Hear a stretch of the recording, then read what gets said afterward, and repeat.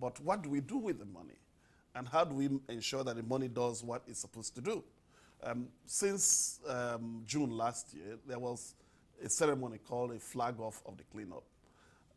Just last week, we also saw another show called foundation laying ceremony, which was just planting of trees. But ultimately, people on the ground have not seen any practical steps towards the cleanup. So it's not so much about the money, but it's about what is being done. The United Nations Environmental Program recommended, one of the things it says is that the people are drinking water that is about 1,000 times above the limits, contaminated to about 1,000 times above the limits acceptable for drinking. And that the first steps should be to provide alternative drinking water to the people.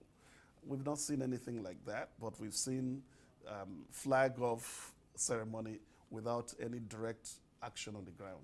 And this is why I feel that it's not so much of throwing money into a situation, because it now creates an industry by itself. Every person wants to take a piece of the action without necessarily looking at what it does ultimately, especially in a matter like this, that the livelihoods of people have been brought into severe challenge. Well, Ledum Mitee, I think we still got quite a way to go. Thank you very much indeed. You're welcome. Well, over to UK now, where this week a knife-edge by-election is being held in the biggest Brexit-backing city.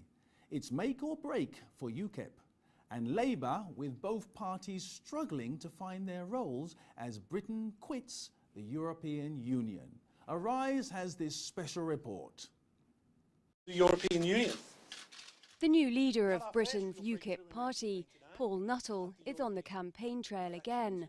This time he's fighting to win the party's second seat in Parliament.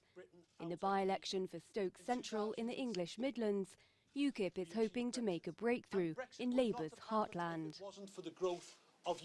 They feel cut off, not just by the political process, but also by the establishment, and what we've got to do is to come in, garner those votes and ensure that not only was this the capital of Brexit on June the 23rd, on February the 23rd, we make it the capital of change.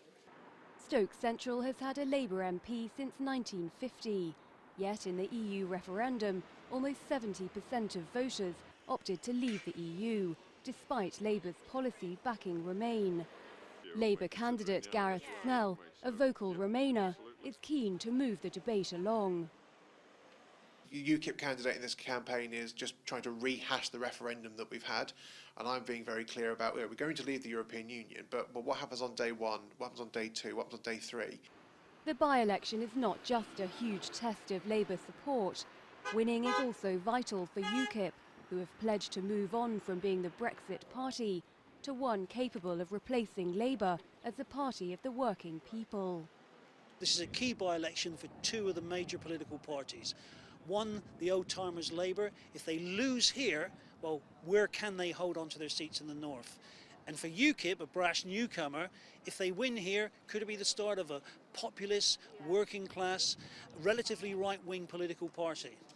In the 2015 general election, Stoke Central was the only seat in Britain where the majority of the electorate did not vote. And this latest campaign risks pushing some voters even further away. All the different parties, a lot of them tell different things different ways, and it's confusing to everyone really. You know, it's very confusing. Who's telling the truth, who isn't? Stoke's overwhelming Brexit vote was a wake-up call to Britain's political class. Now all eyes are on the city once more, as it stands on the brink of another political upset. 5 people have died following a light plane crash in Australia.